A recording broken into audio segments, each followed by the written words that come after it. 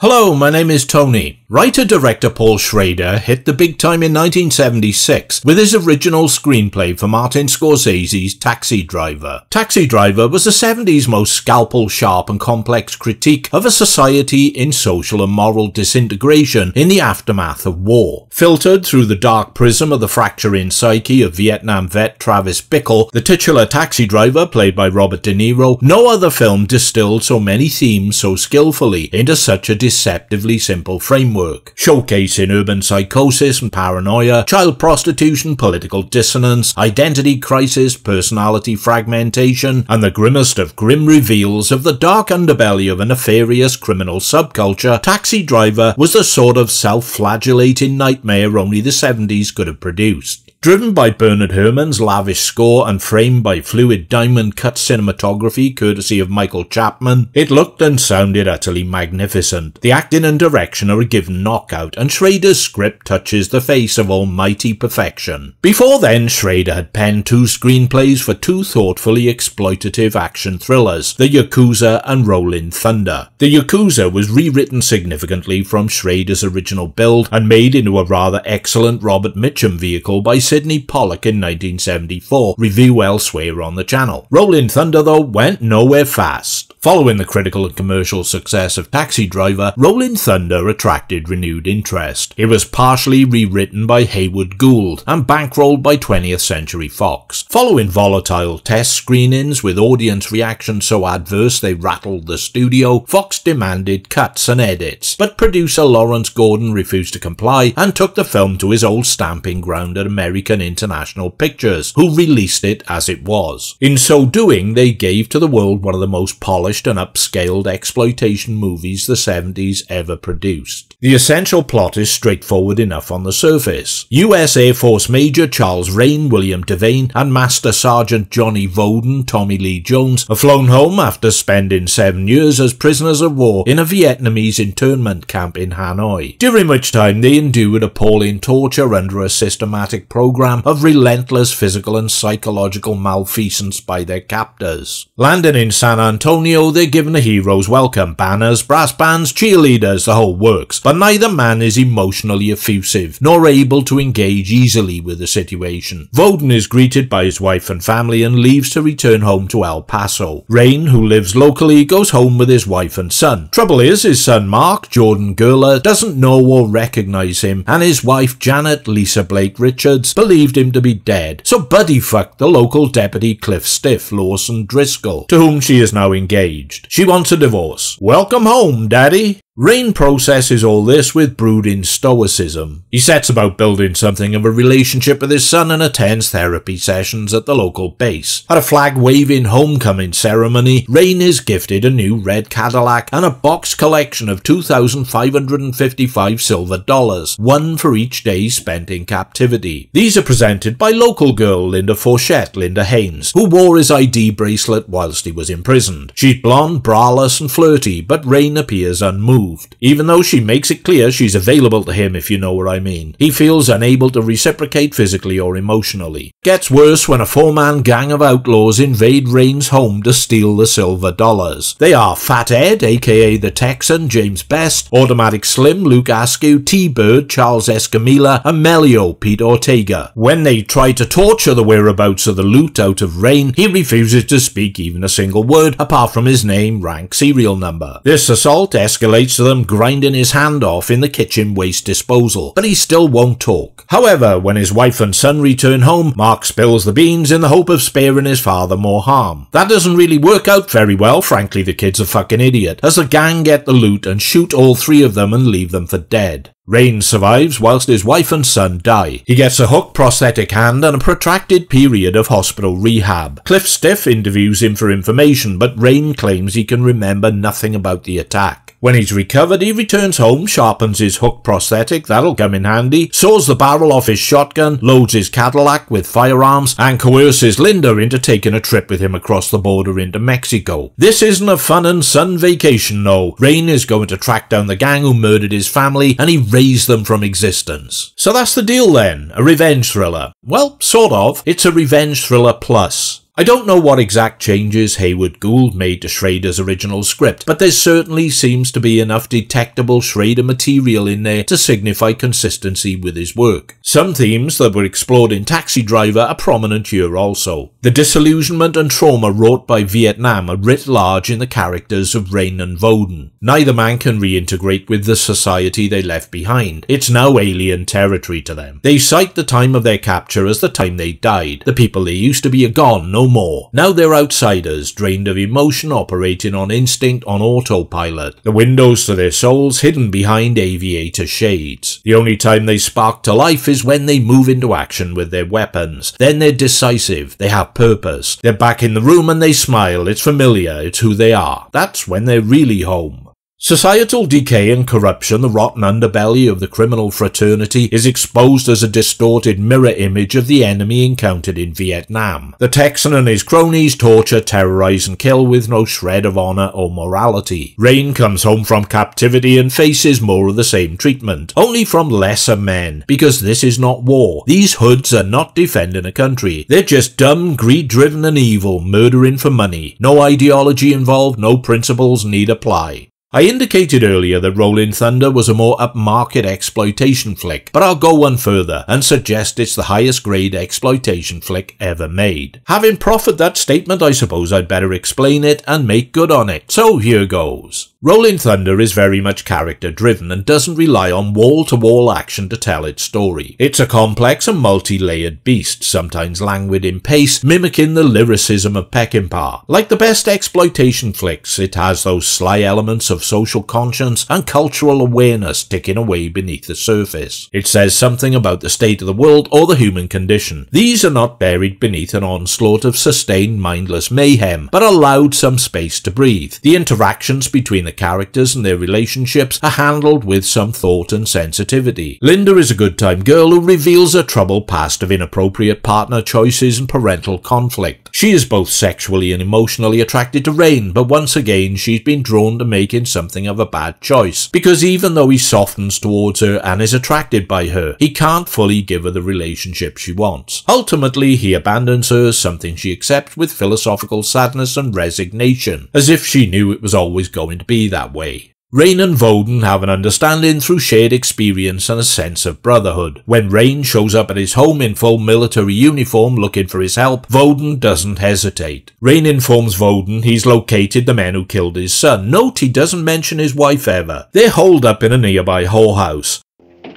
There's the 4 that came into my home, and there's 8 or 10 others.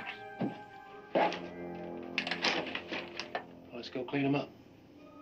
He gets into uniform, grabs his kit, they're off on a final mission into enemy territory. There is one out-of-step episode that involves Cliff Stiff tracking Rain to Mexico and getting into a shootout with Automatic Slim and his posse. The action is suitably violent and tensely staged, ending with Slim blowing Cliff Stiff away. However, it does nothing of significance to advance the narrative and is something of a footloose distraction. Feels like an action sequence shoehorned in as padding for the runtime. Unnecessary detour. Rolling Thunder qualifies as exploitation cinema for 2 reasons, probably more, but I'm going to focus on the 2 core aspects. There's the forced insertion of Rain's hand into the garbage disposal, which is a pure slice of unadulterated grindhouse, full stopped by the shocking murder of his wife and son. The scuzzy perpetrators are irredeemably vile and depraved, as befits the villains of such a piece. They deserve everything they've got coming. Then there's the cataclysmic climax, the grueling and electrifying shootout in the whorehouse. A marvellously blood-splattered explosion of shotgun blasts, gruesome and gory deaths, with arbitrary naked women and half-dressed men running and sprawling all over the shop. If slow motion had been used, you'd swear you were watching the finale of a Peckinpah movie. It's pure exploitation in orchestration and accomplishment, and is a powerhouse of raw, relentless, gratuitous savagery. One of the best screen shootouts ever, ending with a satisfying punchline of Rain and Voden, shot to shit but still alive, physically supporting each other, brothers in arms to the end, as they limp away from the carnage, bloodied but unbowed. Absolutely fucking beautiful stuff. Director John Flynn, whose previous film The Outfit was a classic neo-noir mob saga with Robert Duvall, one of my personal favourites I might add, goes for a smouldering and disquieting slow burn rather than a hectic all-out adrenaline rush. There's a decent score from Barry D. Vorzon and crispy cinematography from Jordan Cronenweth, later to visualise Blade Runner. William Devane and Tommy Lee Jones are both pitch perfect as irreparably damaged men who no longer relate to the world and the people they once knew. They epitomise the term dead men walking, manifesting as ghosts in their own lives, eating, sleeping, breathing, going through the motions permanently detached. In addition, Linda Haynes gives her best screen performance as the bruised, superficially tough-minded waitress who proclaims herself Rain's groupie. Miss Haynes had a rare talent, and it's a shame she never got more roles that utilised her abilities. She warranted better and bigger parts. Supporting cast is just okay, nothing standout or spectacular, with nothing extraordinary demanded of them by the script. Solid enough. Despite Schrader complaining that the film had little to do with his original vision, what we're left with is a thrilling and classy example of exploitation movie making elevated from B-grade to A-grade status. It cost an estimated $5 million to make and took around $130 million at the box office, which ain't too shabby. It's more thoughtful and considered than most, and if you're looking for any singular reason to watch, I can recommend it for the climactic shootout alone. Worth the price of admission, as they say. Thanks once again for your time and attention. If you feel so disposed, could you find the energy to hit like, didn't like, leave a comment or subscribe? Or if you're feeling really enthusiastic and fancy burning some cash, visit my Patreon page where new content is showcased first. Or mash the super thanks button, that one down below. Something new will arrive soon. I'll leave you for now with a virtual AA-sided video single to watch and listen to or turn off right away. Down to you, pilgrims.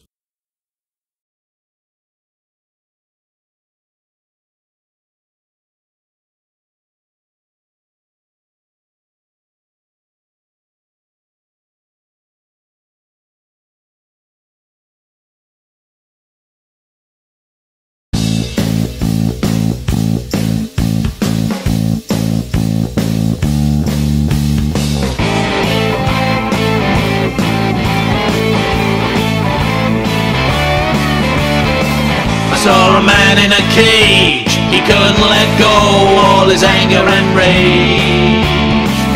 Kickboxing his shadow, someone's gonna get hurt. Sabers rattle the chook, shelling on schools, well it's not a good look. The war that you wage, not on the same page, taking us back to the Stone Age.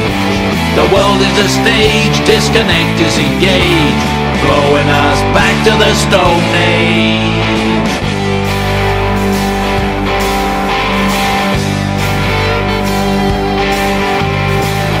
There once was a war, but in their heads it was never to fall. Not only symbolic, children fixing to die. That can never be right. Threaten the world, well it's not very bright. The war that you wage, not on the same page, taking us back to the Stone Age. The world is a stage, disconnect, disengage, blowing us back to the Stone Age. Taking us back, blowing us back to the Stone Age. Taking us back, blowing us back to the Stone Age. Taking us back, blowing us back to the Stone Age. Taking us back, blowing us back to the Stone Age.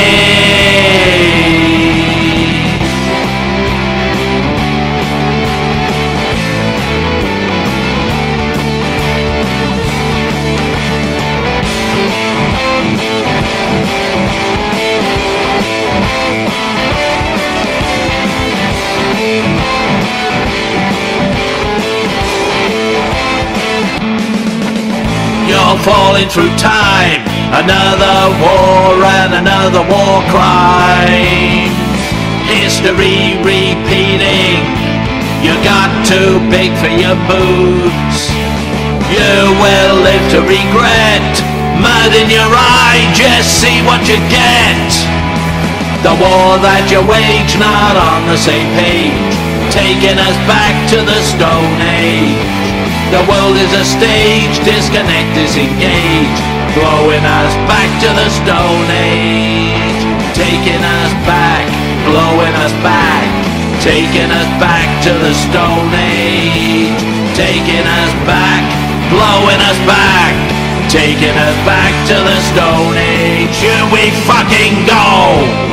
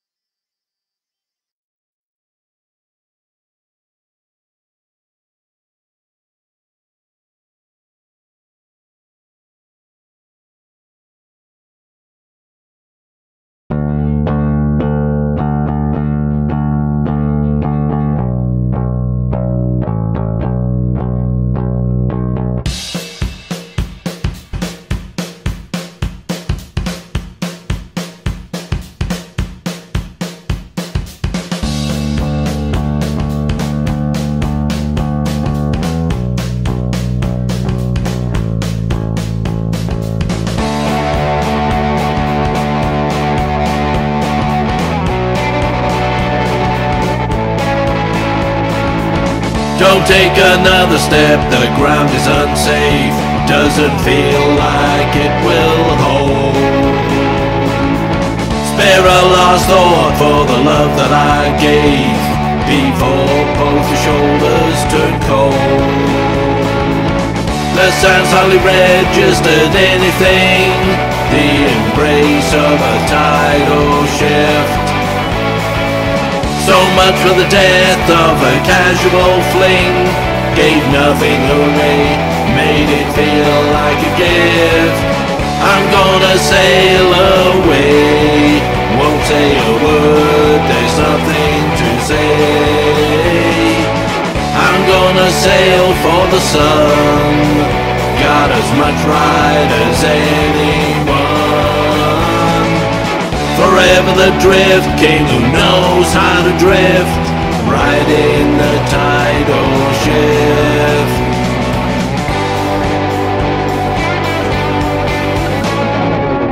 I'll live another day and stand on the bridge. Looks really choppy down there. Thanks for the reasons you pinned to the fridge. What made you think that I care? How wildly you misjudge my character, the conceit of a spoiled princess. Swallowing night in a waterfront bar, choking it down like it's nothing or less. I'm gonna sail away, won't say a word, there's nothing to say. I'm gonna sail for the sun, got as much right as anyone. Forever the drift king who knows how to drift, right in the tidal shift. Don't think you hurt me, no time to waste. Tasted the sea, changed many times, I've gotten used to the taste.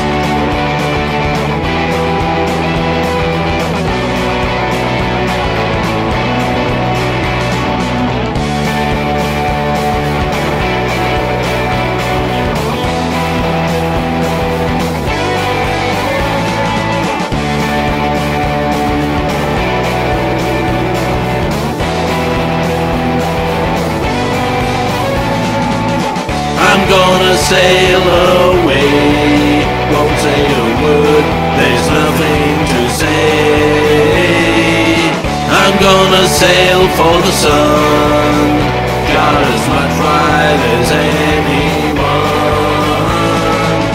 Forever the drift king who knows how to drift, riding the tidal shift. wherever the drift king who knows how to drift, riding the tidal ship.